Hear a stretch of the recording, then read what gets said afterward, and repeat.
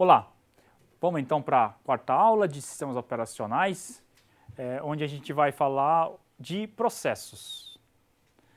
Na aula passada a gente falou de sistemas chamados de sistemas e interrupções, exemplificamos o que seria definimos inicialmente o que era uma chamada de sistemas, diferenciamos chamada de sistemas traps para interrupções e também colocamos aí alguns exemplos sobre chamada de sistemas e interrupções. Hoje a gente vai falar sobre processos, que é um assunto que já tocamos em algumas aulas anteriores, mas que hoje a gente vai formalizar e mostrar exatamente o que é um processo. Tá? Então vamos lá, é uma aula importante. Tá? Inicialmente, um processo é o quê? O processo, na realidade, pessoal, é um programa que é posto para execução. Isso é um processo. Tá? Essencialmente isso, é tão simples como isso, pessoal.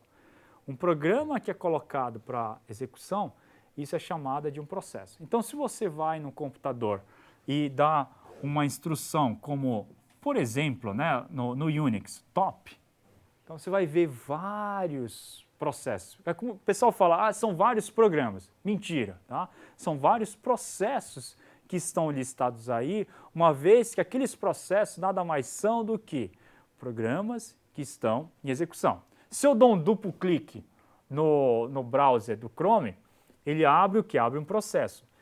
Se eu dou um outro duplo clique no Chrome, o que ele vai fazer? Ele abre um segundo processo. Então, notem aí, pessoal, existem o quê? Existe o programa ali na barra de ferramentas e existem dois processos que se encontram em execução. Então, essencialmente, pessoal, essa é a diferença entre um programa e um processo. Tá? Um processo, como eu falei para vocês, é uma instância e possui o quê? Possui dados, né? Dados aí temporários, né? Dados já processados, além de que ele possui também, não esquecer que ele possui também um estado. E que estados são esses? Um processo ele pode ter essencialmente três estados. Pode estar no estado pronto para ser executado, só necessitando do processador. Ele pode estar no estado de execução, onde está manuseando o processador. E ele pode estar no estado de bloqueado, quando existe o que a gente chamou na aula passada de uma chamada de sistema, uma interrupção que vai interromper o processo e vai colocar ele no estado de quê? De wait, que seria esse estado aqui bloqueado que eu vou falar hoje aqui para vocês. Tá? Bom, um programa ele pode ter várias instâncias de execução, é um algoritmo codificado, só para fazer uma diferenciação. Então a gente está falando aqui de programa nesse slide, né? São várias instâncias de execução em diferentes processos, um algoritmo codificado e é uma forma como o programa vê a tarefa ser executada. Né? Por outro lado, o processo é o quê? O processo aqui é único, né? Um código acompanhado de dados e estados e a forma como o sistema operacional vai ver o quê? Vai visualizar esse programa e possibilitar o quê? Possibilitar aí a execução. Tá? Então essa seria a diferença entre um programa e um processo. Só que a gente vai concentrar bem mais na parte de processo, que é o assunto da aula de hoje, como vocês viram. Né? Bom, então o processo, existem dois tipos de processo em primeiro plano e o processo em segundo plano. Tá? Vamos primeiro definir o que seria um processo de primeiro plano. O primeiro plano, ela tem uma interação direta com o usuário. Então, se você abre um browser, você vai digitar o endereço, vai acessar o e-mail, fazer alguma execução. Então, nesse cenário, você está tendo o quê? Você está tendo um processo de primeiro plano. Tá? E esse processo de primeiro plano tem uma interação direta com o usuário, vai ler um arquivo, vai inicializar um programa e assim por diante. Tem uma interação aqui real aqui com o próprio usuário. Isso seria o processo de primeiro plano. Tá? Processo de segundo plano. Muitas vezes também, vocês vão ver muita gente chamando de background, né?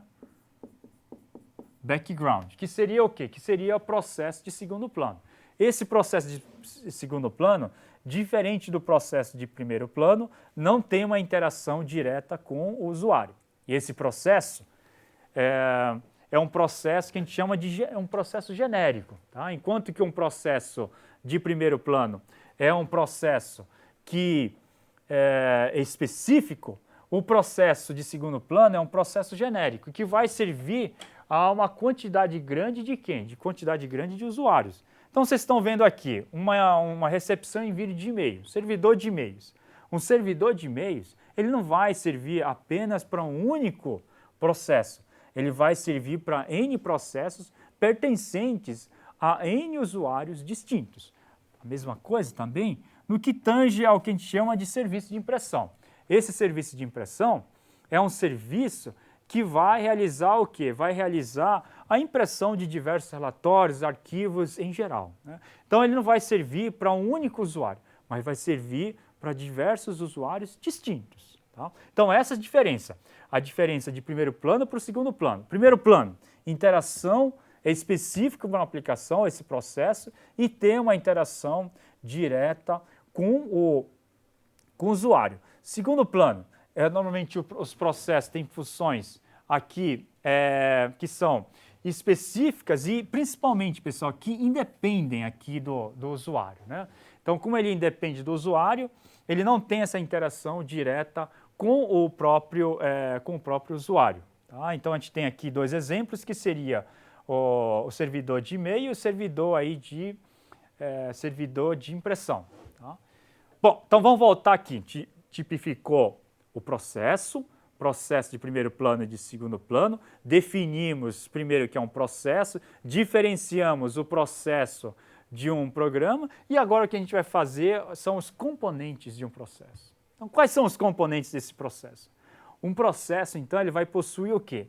Ele vai possuir um conjunto de instruções, ele vai possuir um espaço de endereçamento para ele trabalhar, que vai de um número 0 até um número máximo. Ele tem que ter o quê?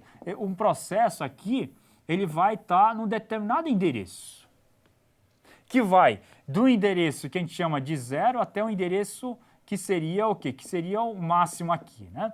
Então, esse endereço 0 é um endereço relativo. Obviamente que aqui a memória principal, e dentro dessa memória principal, aqui não corresponde ao endereço 0, até porque o endereço 0 pertence normalmente ao sistema operacional. Tá? Então, do endereço 0 até o endereço máximo, aqui seria um endereço relativo de cada um dos processos, que seria o processo aqui, seria o processo 1. Então, primeiro o conjunto de instruções, então ele tem aqui esse conjunto aqui de instruções. Segundo, um espaço de endereçamento para ele trabalhar. Tá? E terceiro, ele tem o quê? Um contexto de hardware. O que seria esse contexto de hardware? Seria justamente o quê? Seria justamente os valores que o hardware vai conter referente ao processo. Então, o processo, ele tem o quê? Ele tem esse conjunto de instruções e ele vai dizer em que N de instruções ele se encontra. Ele está na primeira instrução, ou está na terceira, ou na 10ª, ou na 100ª instrução. Então, ele precisa o quê? Ele precisa armazenar isso dentro de onde? Dentro de um registrador, que a gente chama esse registrador, que vocês já viram em disciplina de organização, que seria o quê? O Program Counter. Tá? Então, o Program Counter serve justamente para quê? Serve justamente para armazenar essas informações de contexto que até eu cito aqui, além de outros ponteiros de pilha e registradores de propósitos gerais que são utilizados por um único processo. Quarto componente seria o quê? Seria o contexto aí de software. Então, tem um contexto de hardware e contexto de software. Contexto de hardware seriam os atributos em gerais, né? Como a lista de arquivos abertos, variáveis e assim por diante. Então, o programa, ele tem aqui int alguma coisa, int x, então esse int x aqui é um contexto que precisa ser armazenado durante o quê? Durante a execução do programa que se encontra onde? Que se encontra na memória principal. Se ele é tirado dessa memória principal, ele precisa continuar armazenando essa informação, o quê? Essa informação temporária que ele calculou até o momento em que ele foi tirado do sistema. Tá? Então, são esses 4 componentes que correspondem aos componentes, né? De que o processo ele consiste? Consiste desses 4 componentes que eu acabei de citar para vocês. Bom, então, dentro do segundo componente que a gente citou aqui, né, espaço de endereçamento, a gente vai definir o que seria esse espaço, o que contém nesse espaço de endereçamento de um processo. Primeiro, ele é dividido em 3, vamos dizer assim, segmentos. O primeiro segmento é o de texto, que são os códigos executáveis que estão dentro do quê? Estão dentro da memória principal. Segundo dado que se encontra na memória principal seria o quê? Seriam os dados, as variáveis temporárias que são armazenadas por esse programa, por esse processo. E terceiro seria o quê? A pilha de execução. A pilha de execução, uma vez que se um processo chama rotinas diferentes, ela vai chamando o quê? Ela vai chamando uma por uma. Depois ela tem que o quê? Ela tem que voltar para a rotina que foi chamada. Tá? Então, quem é que vai armazenar todos esses ponteiros, esses endereços por onde ele vai percorrer? A pilha de execução. Tá? Bom, como a gente está num ambiente multiprogramado, existem múltiplos processos em execução. Se existem múltiplos processos em execução, eu preciso o quê? Eu preciso de uma tabela para dizer quem é quem desses processos. Que estado se encontra esse processo? Quem são esses processos? Né? Então existe o quê? Existe uma coisa que a gente chama, sistema operacional, tem uma coisa que a gente chama de tabela de processo. Essa tabela de processo, então, é denominada também de quê? Bloco de controle de processo. Ela contém, então, todas as informações de contextos, arquivos abertos, informação de contexto de hardware, espaço de endereçamento, assim como as informações que eu preciso trazer de volta para onde? Para a CPU. Nota, o processo ela pode ser tirada da CPU e colocada de volta para a CPU. Tirada da CPU e colocada de volta para a CPU, porque eu só tenho uma CPU e tenho diversos o quê? Tenho diversos processos. Então ela tem que fazer o quê? Ela tem que fazer um rodízio para que um único processo venha ocupar a CPU. Só que eu tenho que possuir também uma tabela para dizer onde ele parou, para que quando volta para o processador, eu possa indicar a instrução que ele vai continuar sua execução. Tá? E assim como o estado de processo. O processo ele pode estar... Em que estado ele se encontra? Está no estado de execução? Está no estado de pronto? Ou está no estado de bloqueado? Então, todas essas informações, elas necessitam o quê? Necessitam ser armazenadas. Então, aqui a gente tem um exemplo de uma tabela de processo, no que tange ao gerenciamento de processo, gerenciamento de memória, assim como no que tange ao gerenciamento de arquivos, que são, essencialmente, os três recursos que são gerenciados pelo próprio sistema operacional. Tá? Bom, a tabela de BCP, então a gente tem aqui tem uma única tabela e dentro dessa tabela de BCP a gente tem o quê? Tem várias entradas para essas tabelas. Uma vez que eu não posso colocar toda a informação aqui numa tabela, senão essa tabela fica muito extensa. Então o que eu faço? Eu crio o quê? Eu crio uma tabela só com endereço. Então P1 vem para cá, P2 vem para cá e assim por diante. Então, essas entradas, essas tabelas, vão possuir essencialmente o quê? Vão possuir essencialmente as entradas dos endereços de cada tabela pertencente aos processos. Tá? Bom, então, aqui eu tenho um exemplo, né? Um exemplo que eu tirei, inclusive, quando estava preparando essa aula. Eu tenho um Mac e esse aqui é o programa que a gente chama de monitor. Tá? Então, aqui no monitor, vocês estão vendo aqui, esse aqui são o quê? Tá até escrito aqui, né? Program name, process name, nome do processo. E também eu tenho os contextos, né? Quanto de CPU utilizou, quantas threads ele possui, qual é o PID, né? PID é muito importante. O que seria esse PID? Seria o identificador do processo, Process Identification, né? Então seria as identificações de cada processo, só para mostrar um fato real que ocorre dentro do seu sistema de computação. Bom, aí falamos dos tipos, tá? Os tipos de processos. Agora vamos falar também das características de um processo, né? Um processo ele pode ser CPU bound, tá? assim como pode ser o quê? Pode ser um processo IO-bound. Tá? O processo CPU-bound é um processo que utiliza mais CPU do que dispositivo de entrada e saída. Por outro lado, os processos IO-bound são processos que utilizam mais operações de entrada e saída do que a própria CPU. Então existem essas nomenclaturas diferentes, né? E obviamente que o ideal seria o quê? O ideal seria ter um balanceamento entre o processo CPU-bound e o IO-bound. Ora, nota o seguinte, se todo mundo quisesse vamos dizer assim, um determinado chocolate, esse chocolate ia terminar. O ideal seria o quê? Seria balancear os gostos de forma que pudesse haver os recursos bem compartilhados de uma forma equilibrada. Então, o ideal nesse cenário seria o quê? Seria que o sistema computacional pudesse ter um equilíbrio entre os processos, a quantidade de processos CPU-bound e processos IO-bound. Tá? Então, essa seria a alternância. Tá? Existe o CPU-bound, IO-bound. CPU-bound, IO-bound. Isso aqui seria o mundo ideal que muitas vezes não possui. Né? Normalmente possui mais CPU-bound ou possui sistemas com mais entrada e saída. Tá? Bom, então como é que seria esse ciclo, né, desse processo? Existe o processo, ele pode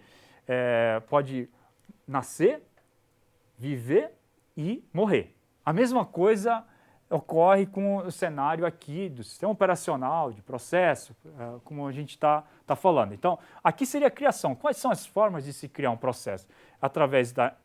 Primeira forma, através da inicialização, tá?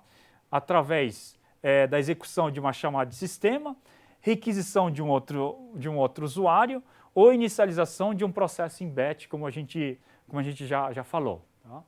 Bom, no Linux, como é que seria a criação de um processo? A criação de um processo por um outro processo seria utilizando o quê? Seria utilizando um comando fork, como a gente vai ver. No Windows seria o quê? Seria utilizando um comando create process. Bom, isso aqui seria o que a gente viu na aula passada? Seria o que a gente chama de quê? De um trap, né? De uma chamada aqui, né? De um syscall, né? Um exemplo aqui de syscall. Então aqui a gente está criando um processo no ambiente Windows e no ambiente Linux. Tá? No ambiente Windows, no Linux aqui, então a gente tem aqui o processo sendo criado, o PID seria o identificador e o fork seria a instrução para criar esse processo.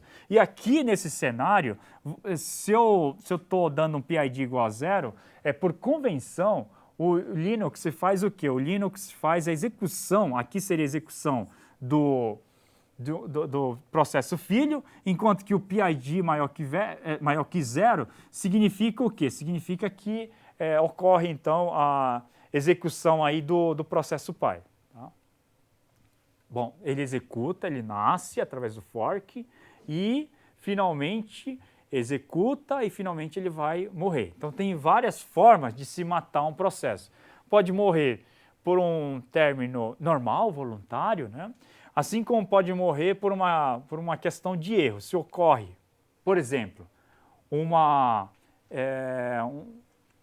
divisão por 0, obviamente ele vai morrer, esse processo vai morrer, porque ele não pode fazer uma operação que seja uma divisão por 0. Um outro exemplo, eu estou rodando aqui uma compilação com GCC. Se esse arquivo filename.c não existe, obviamente que esse processo ele não vai continuar a sua execução.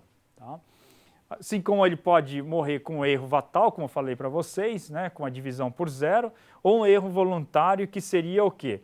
Que seria no ambiente Linux, que seria dar um kill, né, -9 e o número aqui, né, um determinado número aqui de um processo. Tá? Então esse seria um erro aí, um término involuntário de um processo. Tá? Falamos de como ele nasce, as características, os tipos de processo primeiro plano, segundo plano, tá? Definimos a diferença entre processos. Agora a gente vai ver os estados de um processo. Tá? Ele nasce, ele executa, e ele termina. Mas durante a execução, quais são os estados? Os estados são esses que eu já falei. O estado de execução, o bloqueado e o pronto. Tá? O estado de execução é o estado onde ele tem o que ele detém na mão a CPU, como eu falei para vocês. E o bloqueado é quando ele está, por exemplo, executando alguma operação de entrada e saída. O estado de pronto é quando ele possui o quê? Ele possui tudo menos o quê? Menos a CPU. Nesse estado é o estado de quê? É o estado de pronto. Tá? E a transição, enquanto ele está executando um processo, ele pode o quê? Ele pode ser colocado no estado de bloqueado se ele fizer alguma chamada de sistema ou alguma, vamos dizer assim, alguma requisição de entrada e saída. Assim como o de execução para pronto, se um determinado processo utilizou todo o tempo designado para ele e existe outro processo para ser executado, ele é colocado para onde? Ele é colocado para o estado de pronto. Quando chegar a vez dele, ele volta para a execução e detém o quê? Detém o processador. Tá? Bom, gente, para a aula de hoje, então, era isso que eu queria falar. Eu introduzi o assunto aí de processos, né? Falei sobre os tipos de processos aí de background, o primeiro plano, o processo foreground, que seria o primeiro plano, o segundo plano. Falei sobre as características, né, de um processo. O processo pode ser um processo aí de CPU bound, ele utiliza mais a CPU, ou ele utiliza mais a I/O. E também falei do ciclo de vida de um processo. O processo, como é que ele nasce? Quando ele está executando, quais são os estados que ele pode ocupar? Então, ele pode ocupar o estado de execução, bloqueado e o pronto. E, finalmente, as transições, isso é muito importante, né? As transições de estado, de um estado para outro. Quais são os mecanismos, né? Quais são os eventos que levam para essa transição? Tá? Então, com isso, eu finalizo a nossa bibliografia agora. Esse assunto encontra-se no segundo capítulo desse livro, tá? Do segundo capítulo desse livro. Na próxima aula a gente vai falar sobre o processo e o escalonamento. Muito obrigado pela atenção de vocês.